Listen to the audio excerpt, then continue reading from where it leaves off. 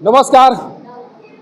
सूबे के मुख्यमंत्री नीतीश कुमार के द्वारा अक्सर स्वास्थ्य और शिक्षा के बारे में चर्चा की जाती है और उनका लगातार कहना होता है कि हमारे कार्यकाल में शिक्षा से लेकर स्वास्थ्य महकमे को पूरी तरह से दुरुस्त कर दिया गया है।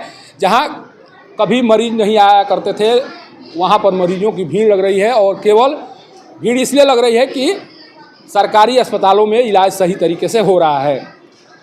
इसकी सच्चाई क्या है, इसे जानने के लिए मैं अभी सासाराम के सदर अस्पताल में पहुंचा हुआ हूं और यहां पर जो मरीज हैं उनसे बात कर जानने का प्रयास करूंगा कि जो दावा लगातार मुख्यमंत्री नीतीश कुमार के द्वारा किया जाता है उसमें सच्चाई कितना है, क्या वाकई में सासाराम के किसी भी सरकारी अस्पताल में इलाज सही तरीके से हो रहा है।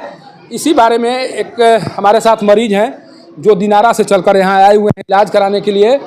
इन्हीं से जानते हैं कि क्या नीतीश कुमार के द्वारा जो कहा जा रहा है कि नहीं स्वास्थ्य सुविधाओं को बेहतर बना दिया गया है उसमें सच्चाई कितना है।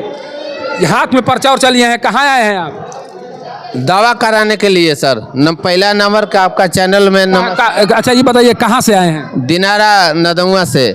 दिनारा दिखाया तो बोला कि यहाँ नहीं होगा, ले जाइए सासाराम जिला में आया तो 3 दिन कॉल आइएगा, जांच करने के बाद मिलेगा। कॉल आए तो आज रिपोर्ट मिला।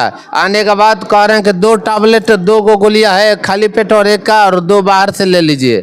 कि कहाँ मिलेगा, बाहर फ्री मिलेगा कहाँ? तो नहीं, इसका जिम्मेवारी हम नहीं जानते हैं, जिससे पूछना है जाए कर लीजिए और जिसको कंप्लेन करना है कर लीजिए। कहाँ दवा जो है वितरण हो रहा है वो लोग बोल रहा है? नहीं वो हाँ वही बताया कि यहाँ दवा नहीं मिलेगा, काहे के माथा चाट रहे हैं। तो कितना दूरी से आए हैं आप? दिनारा यहाँ से कितना दूरी होगा?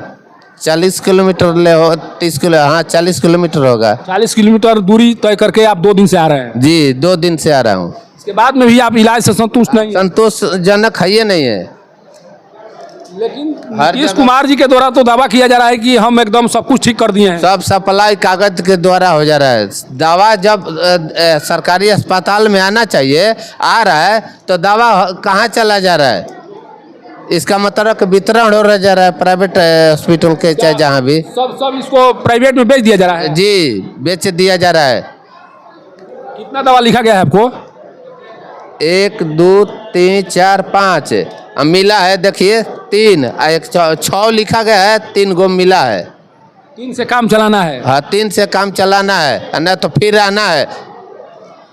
मैंने 2 दिन से इलाज के लिए परेशान है। इतना के दवाई नहीं उतना भाड़ा हो गया है, उससे ज़्यादा भाड़ा लग गया। तो मजदूरी करने वाला आदमी हो, अगर 1 दिन के करूँगा तो 350 रुपया मिलेगा। वो देंगे, आएंगे तो हाँ जोड़ेंगे, आप बस वोट लेके चले जाएंगे। तो आपको लगता है कि इससे तो बढ़िया प्राइवेट अस्पताल है? जहाँ प्राइवेट सेक्टर अच्छा है, इससे बेटर है प्राइवेट सेक्टर।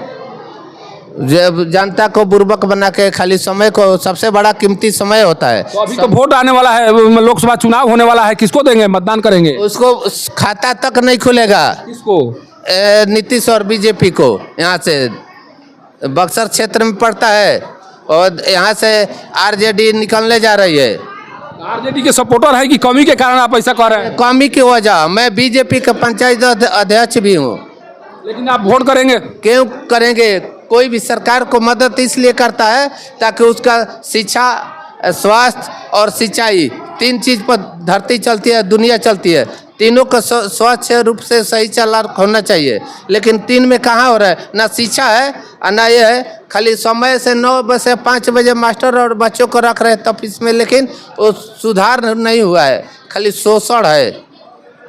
और देखिए आपके सामने है सर कि देखिए 6 दवा लिखा गया है, 6 दवा में 3 गो मिला है। अब जाएंगे देखिए ये भाजपा के पंचायत अध्यक्ष हैं और ये बागी हो चुके हैं। बागी केवल इसलिए हुए हैं कि यहाँ पर एनडीए की सरकार है और एनडीए की सरकार में स्वास्थ्य व्यवस्था पूरी तरह से डिरेल हो चुकी है। इन्हें लगता है कि स्वास्थ्य विभाग में सही तरीके से कार्य नहीं हो रहा है, इसलिए इस बार एनडीए को मतदान नहीं किया जाएगा, बल्कि इंडिया प्रत्याशी जो होंगे उनके पक्ष में मतदान किया जाएगा। किस तरह से कोई व्यवस्था किसी मतदान को प्रभावित कर सकती है, इनकी बातों से समझा जा सकता है। अगर यहाँ पर व्यवस्थाएं ठीक होती तो ये पंचायत अध्यक्ष होने के नाते कम से कम अपने पार्टी के पक्ष में प्रचार करते, लोगों को प्रोत्साहित करते कि नहीं हमारी हमारी जो सरकार है वो सही तरीके से कार्य करती है, आप उनके पक्ष में मतदान करें। लेकिन एक पंचायत अध्यक्ष, किसी पार्टी का पंचायत अध्यक्ष इसलिए बागी हो चुका है कि वो 2 दिनों से इस सदर अस्पताल का चक्कर लगा रहा है, इलाज नहीं हो रहा है, और इलाज नहीं होने के कारण पंचायत अध्यक्ष अपनी पार्टी से बागी हो चुके हैं। सोचिए कि किस तरह से एनडीए सरकार में सब कुछ चल रहा है और किस तरह से लोग सुविधाओं के नहीं मिलने के कारण अपनी पार्टी से बगावत के मूड में दिखाई पड़ रहे हैं। अगर इसी तरह की स्थिति रही तो आज एक पंचायत अध्यक्ष, कल कोई जिला अध्यक्ष, हो सकता है कि राज्य अध्यक्ष भी इस तरह से काम करे, इस तरह से बागी होकर उनके पक्ष में मतदान न करने की एक तरह से मुहिम चलाएं।